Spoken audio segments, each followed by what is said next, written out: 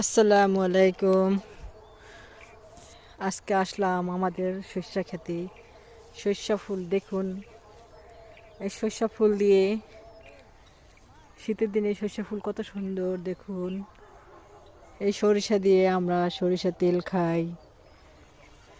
দেখুন প্রকৃতি কত সুন্দর, মাশাআল্লাহ, আল্লাহর নিয়ামত কত সুন্দর দেখুন। আলহামদুলিল্লাহ।